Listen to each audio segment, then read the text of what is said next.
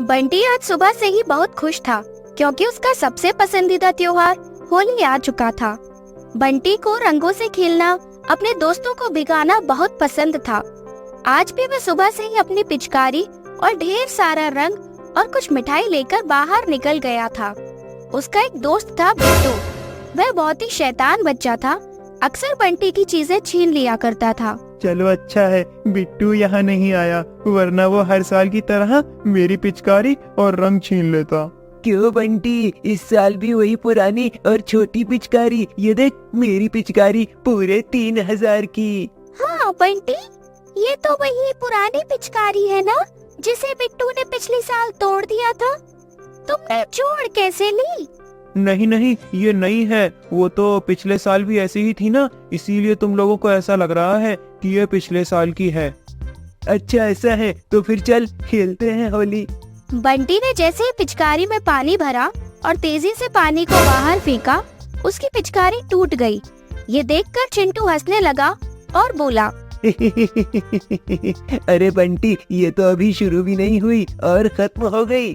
हाँ, शायद तुम पिछली साल वाली ही पिचकारी उठा लाए हो। देखने में एक जैसी थी ना, इसलिए तुम भूल गए होगे। हाँ सही कहा, मैं अभी घर जाकर अपनी पिचकारी लेकर आता हूँ। बंटी वहाँ से चला जाता है। घर पर तो कोई पिचकारी नहीं है, मैं घर जाकर कौन सी पिचकारी लाऊंगा? माँ से कहूँगा तो वो कहेगी कि बेटा अभी तो इतना खर्चा हुआ है और होली के दिन तो बाजार में और भी महंगी पिचकारी मिलेंगी। बंटी वहाँ से जाने लगता है। तभी टीना की माँ उसे टोकते हुए कहती है, बंटी ये लो मिठाई और पापड़ अपने घर ले जाओ। बंटी का घर जाने का कोई मन नहीं था। वह नदी के किनारे जाकर एक पेड़ के नीचे बैठ गया। घर जाकर तो कोई फायदा नहीं है, भूख भी लगी है, ये मिठाई खा लेता हूँ। बंटी वह मिठाई खाने लगा था, तभी वहाँ से एक साधु महाराज गुजरे, जो बंटी को देखकर बोले, क्या हुआ बेटा, हर कोई तो होली मना रहा है, तुम यहाँ क्यों बैठे हो? क्या कहूँ बाबा, ये पिचकारी टूटी है, मेरे पास दूसरी पिचकारी के पैसे नहीं है, इसीलिए मैं होली नहीं मना रहा हूँ। बस इतनी सी बात? लाओ मुझे पिचकारी दो। इस टूटी पिचकारी का आप क्या करने वाले हैं? क्या आप भी होली खेलने जा रहे हैं? अरे नहीं, मैं कोई होली नहीं खेलने वाला, मैं तो इसे ठीक कर सकता हूँ। अच्छा ठीक है, लीजिए फिर। तुम अपनी आंखें बंद कर लो। बंटी ने अपनी आंखें बंद कर ली और साधु ने कुछ मंत्र पढ़कर पिचकारी ठीक कर दी।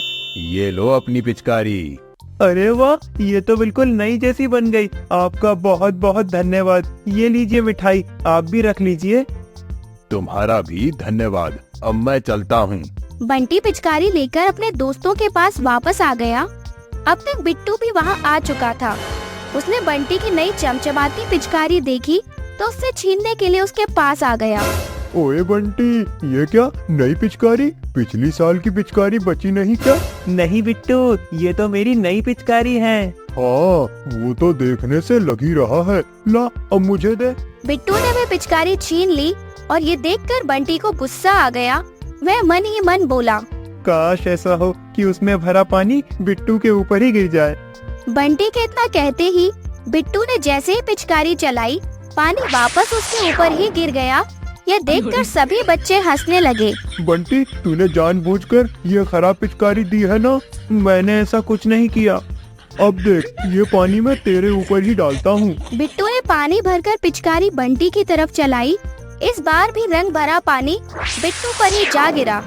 ये देखकर बंटी हंसने लगा और बोला, बिट्टू, लगता है इस बार तेरी किस्मत ही खराब है। ला, मेरी पिचकारी वापस कर दे। हाँ हाँ, जरा तू चलाकर देखना इसे।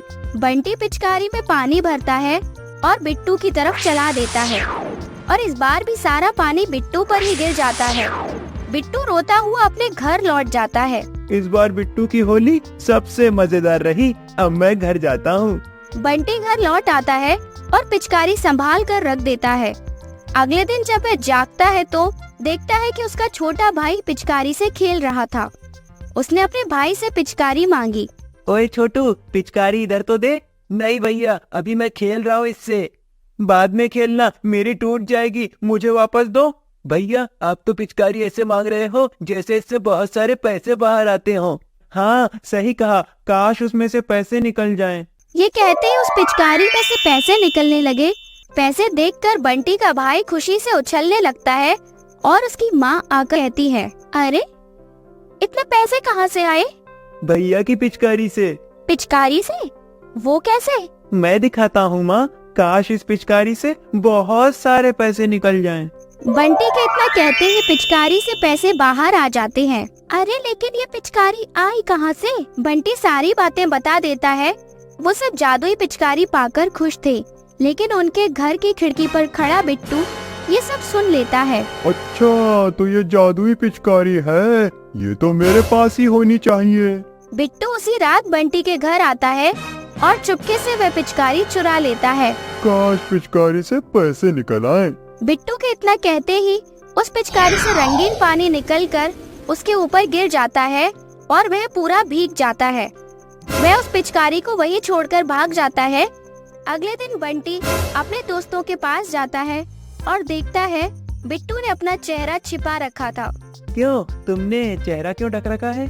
इसको किसी ने बहुत ही गहरा और चटक रंग लगाया है, छूट ही नहीं रहा है। लगता है इस बार सबसे अच्छी होली बिट्टू ने ही मनाई है। मैं अपने घर जा रहा हूँ, मुझे नहीं करनी किसी से बात।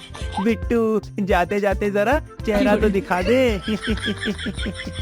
बंटी और टीना उसे जाता देख हंसने लगे। बंटी ने जादुई पिचकारी की मदद से खूब पैसा बनाया और जरूरतमंद लोगों की मदद भी की। ऐसी और मजेदार कहानियों के लिए अपने पसंदीदा चैनल टुनी सानवी को सब्सक्राइब करें। Thank you.